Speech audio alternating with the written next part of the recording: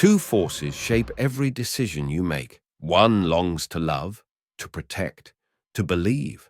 The other craves power, to dominate, to survive at any cost.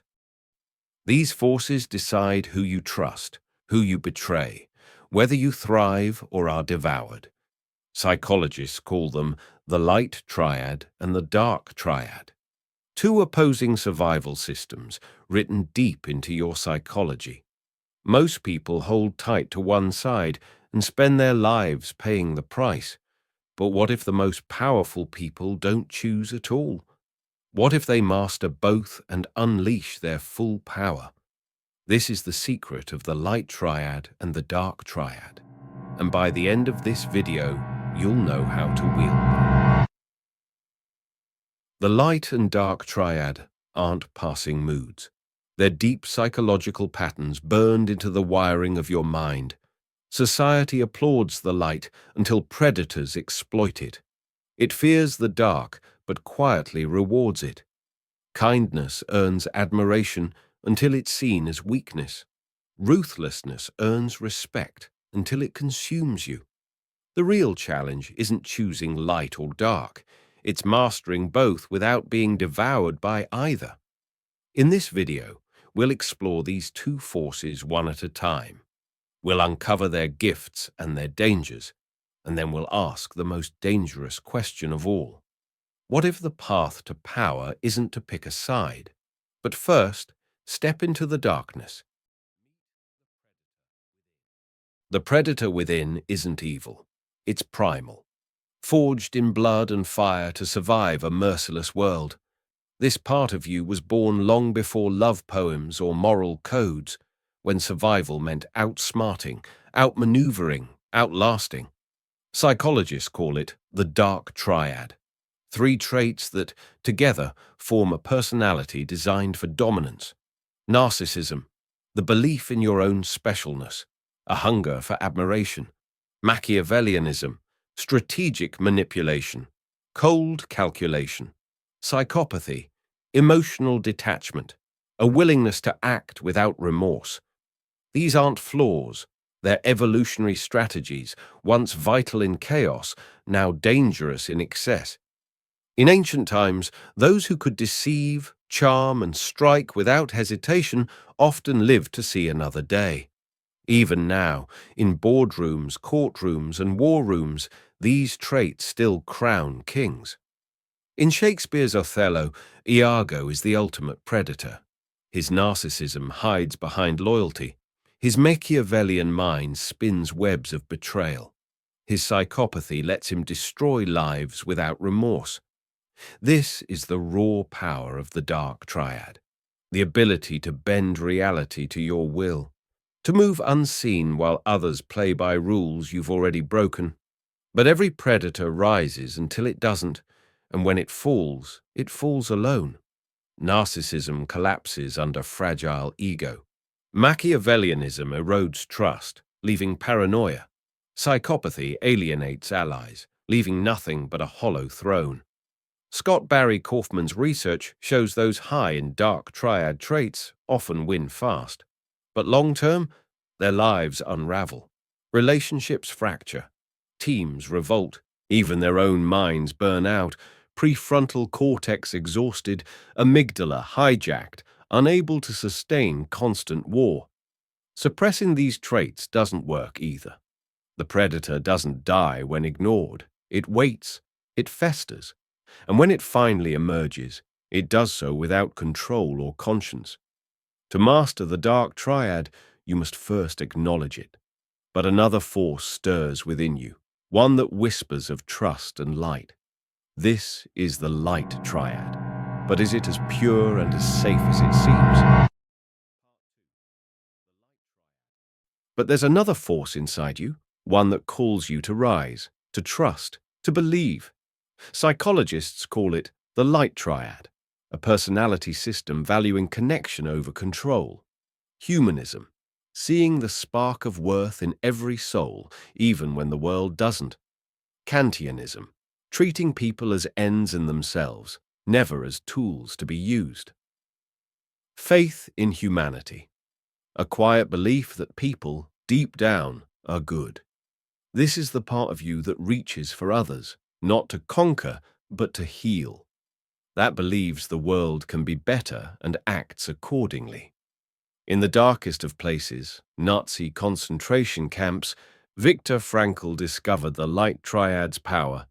Deprived of freedom, dignity, even food, he found meaning in compassion, like sharing a crust of bread or whispering hope to a dying man. Even as everything was stripped away, his freedom, his dignity, Frankl clung to one truth. Forces beyond your control can take away everything you possess except one thing: your freedom to choose how you will respond to the situation. This is the essence of the Light Triad, the quiet, unyielding strength to remain human in an inhuman world. Modern research supports this. Kaufman found those high in Light Triad traits report greater life satisfaction, empathy, authenticity, self-transcendent experiences. This isn't weakness. It's resilience, measured in lives healed and worlds rebuilt. But even the light can blind. Kindness, unchecked, invites predators. Faith in humanity blinds you, crystallizing into naive idealism. Treating everyone with dignity doesn't guarantee they'll return it. The Light Triad without shadow becomes fragile. It's the saint devoured by wolves, the healer who burns too brightly until nothing remains. Both forces, the predator and the humanist, are incomplete alone. Anchor yourself to one side and you're already lost. To master yourself, you must let go of this false choice and face the cost of both. Most people think they've chosen the right path, light or dark, but they haven't chosen a path. They've built a prison and locked themselves inside. The humanist wraps themselves in light, believing it will keep the wolves away. The predator sharpens their shadow into a blade, believing it can cut down every threat. But life isn't predictable, it isn't safe, and it doesn't reward those who bring the same weapon to every battle. Psychology names 5 strategies for surviving the fire: anticipation, seeing the storm before it breaks; suppression, locking your feelings away until the war is over; humor, turning pain into a punchline; sublimation, bleeding suffering into art or achievement; altruism, restoring yourself by restoring others. Each is powerful. But here's the trap. Most people don't evolve. They cling to what once saved them until it destroys them. They aren't living. They're clinging, mistaking survival for identity. This is why the healer burns out, why the predator collapses into paranoia. The light alone will break you. The dark alone will hollow you. To break free, you must see the truth. Both forces live within you, and only when you hold them together can you begin to choose. You've spent your life at war with yourself, trying to starve the predator, trying to bury the healer beneath iron walls of control. But what if neither side needs to die? What if real power lies in holding both? Carl Jung called this individuation, not a gentle process, but a descent into the underworld of your own psyche, a confrontation with the parts of you you fear most. To become whole, you must drag your hidden self into the light. See your anger without unleashing it. Face your fear without letting it rule you. Touch your hunger for power without being consumed by it. But integration is not without danger. Without balance, light and dark consume you in different ways. Dark Triad. Overdose. You start seeing everyone as competition.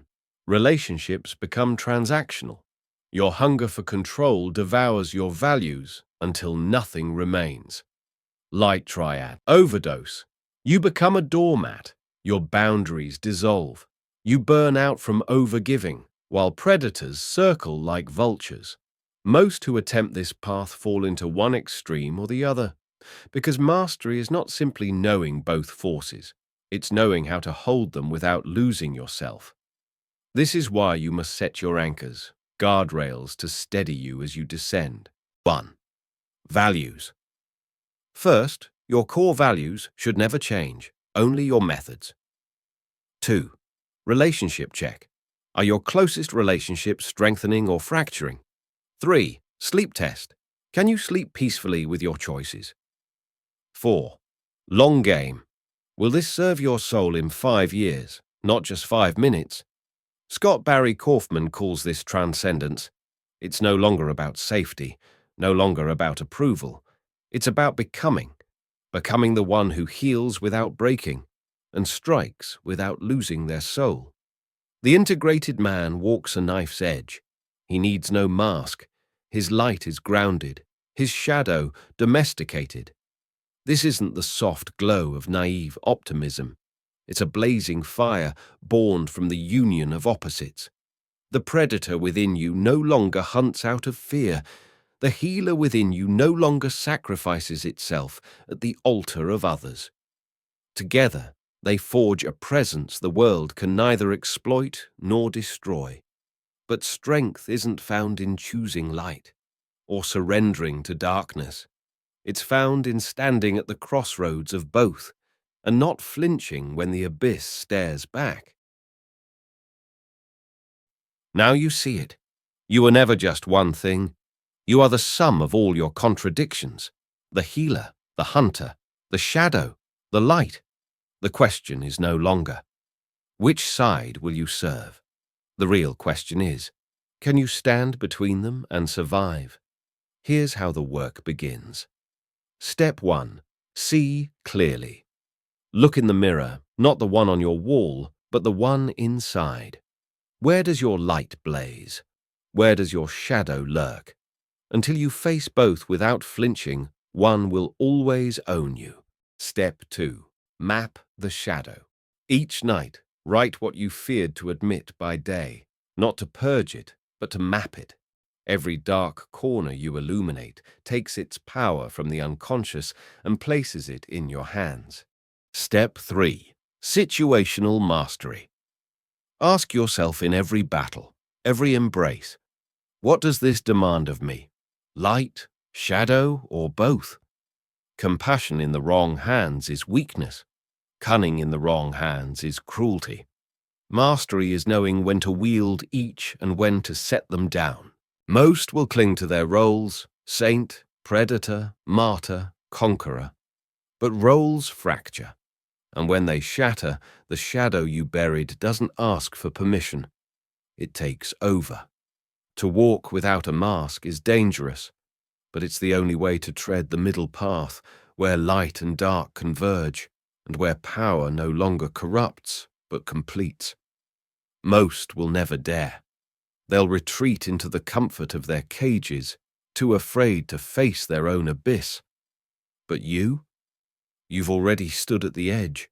You've already felt the fire.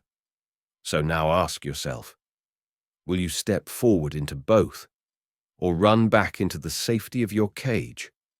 The middle path doesn't end here. Subscribe and follow the next guide, because this is only the first step, and the abyss is waiting.